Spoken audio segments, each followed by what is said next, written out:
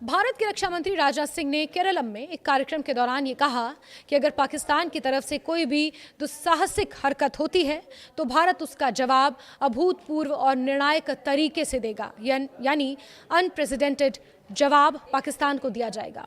याद कीजिए 22 अप्रैल 2025 का पहलगाम का वो हमला जिस दिन हुआ, उसके अगले दिन कैबिनेट कमेटी ऑन सिक्योरिटी की बैठक हुई और उसमें देश की सुरक्षा नीति में बहुत बड़ा बदलाव किया गया, यानी सिक्योरिटी डॉक्ट्रिन में एक बहुत बड़ा बदलाव किया गया और उसमें यह स्पष्ट संकेत दिया गया कि एक और आतंकवादी हमला भारत के ऊपर युद्ध की कार्रवाई माना जाएगा।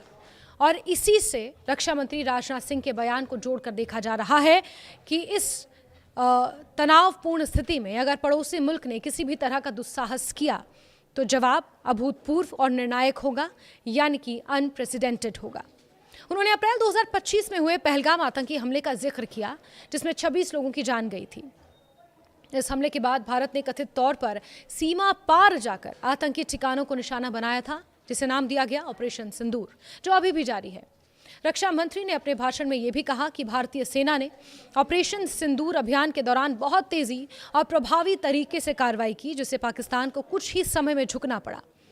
उनके इस बयान का मकसद एक मजबूत संदेश देना था कि भारत अब आतंकवाद के मुद्दे पर नरम रुख नहीं अपनाएगा और किसी भी हमले का जवाब सख्ती से ही देगा। लेकिन इस बयान पर पाकिस्तान की तरफ से तीखी प्रतिक्रिया सामने आई, जिसे गीदड़ भभकी कहें तो शायद गलत नहीं होगा। पाकिस्तान के रक्षा मंत्री ख्वाजा आसिफ ने इसे रणनीतिक बेचैनी और आंतरिक कमजोरी का संकेत बताया। उन्होंने कहा कि भारत बार बार इस तरह के बयान देकर अपने घरेलू राजनीतिक फायदे के लिए माहौल को गर्म करता है।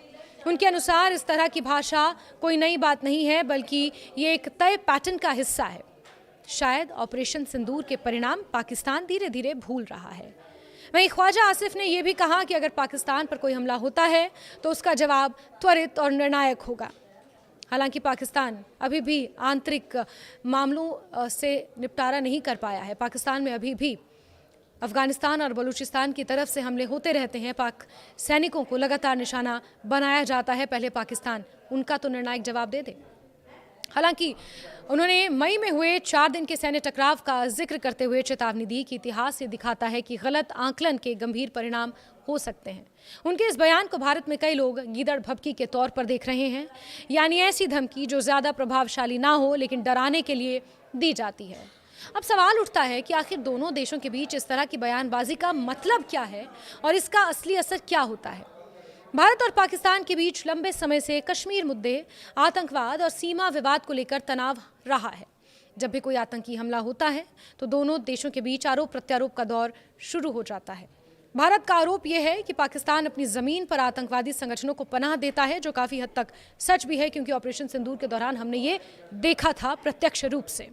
जबकि पाकिस्तान इन आरोपों को खारिज करता है और ये कहता है कि वो खुद आतंकवाद का शिकार रहा है, लेकिन फिर भी आतंकवाद को पनाह देने से बाज नहीं आता। वहीं इसी टकराव के बीच दोनों देशों के नेता समय समय पर कड़े बयान देते हैं, जिससे राजनीतिक संदेश तो जाता है लेकिन जमीनी स्थिति और ज्यादा जटिल हो जाती है। भारत के रक्षा मंत्री राजनाथ सिंह का बयान ऐसे समय में आया है जब देश में चुनावी माहौल भी है। ऐसे समय में राष्ट्रीय सुरक्षा और मजबूत नेतृत्व का मुद्दा राजनीतिक रूप से महत्वपूर्ण भी माना जाता है। एक सख्त और निर्णायक छवि दिखाना किसी भी सरकार के लिए फायदेमंद माना जाता है। इसलिए उनके बयान को सिर्फ सैन्य दृष्टिकोण से नहीं बल्कि राजनीतिक संदर्भ में भी देखा जा रहा है। दूसरी ओर पाकिस्तान की स्थिति भी आसान नहीं है।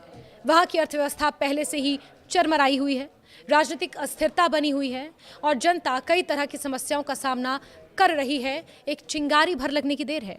ऐसे में सरकार के लिए यह जरूरी हो जाता है कि वो अपनी जनता के सामने मजबूत दिखे और बाहरी खतरे के खिलाफ सख्त रुख अपनाने की कम से कम बात करे।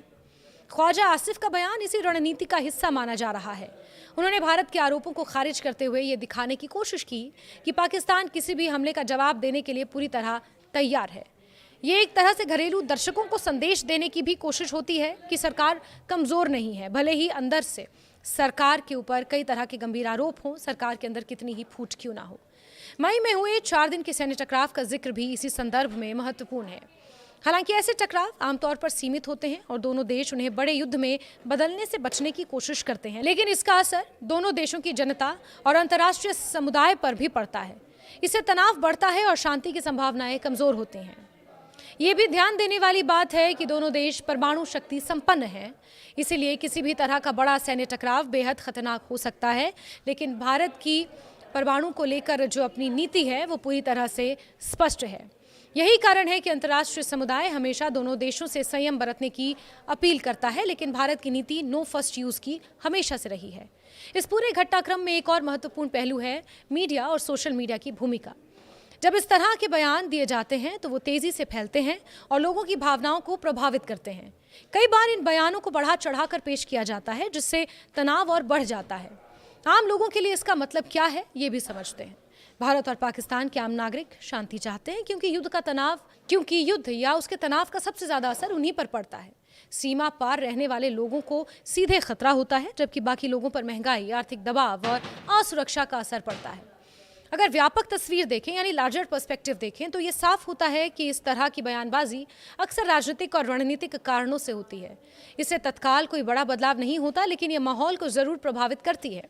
दोनों देशों के बीच भरोसे की कमी और बढ़ जाती है, जिससे बातचीत और समाधान की संभावना कम हो जाती है। आगे क्या हो सकता है ये कई बातों पर निर्भर करेगा।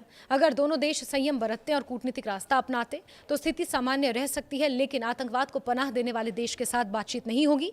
ये भारत की स्पष्ट नीति है। बयानबाजी और बढ़ती है या कोई नया हमला होता है तो तनाव बढ़ भी सकता है। इसलिए जरूरी है कि दोनों देश जिम्मेदारी से काम लें और ऐसे कदम उठाएं जो शांति और स्थिरता को बढ़ावा दें। कड़े बयान देने से समस्या का समाधान नहीं होगा, लेकिन संवाद और सहयोग ही स्थायी समाधान निकाल सकता है। लेकिन भारत पाकिस्तान से बातचीत के मूड में नहीं है, क्योंकि ये जग जाहिर है कि पाकिस्तान किस तरह से आतंकवाद को पनाह देता है और घुसपैठ की कोशिशें लगातार सीमा पार से होती रहती हैं, जो हमारे देश की संप्रभुता पर कई बार खतरा बनकर सामने आई हैं। ये कहा जा सकता है कि राजनाथ सिंह और ख्वाजा आसिफ के बीच बयानबाजी सिर्फ शब्दों का आदान प्रदान नहीं, बल्कि ये दोनों देशों की राजनीति, सुरक्षा नीति और आपसी संबंधों की जटिलता को दर्शाता है। आम जनता के लिए सबसे महत्वपूर्ण बात यही है कि हालात नियंत्रण में रहें और शांति बनी रहे, क्योंकि किसी भी टकराव की सबसे बड़ी कीमत आम जनता ही चुकाती है।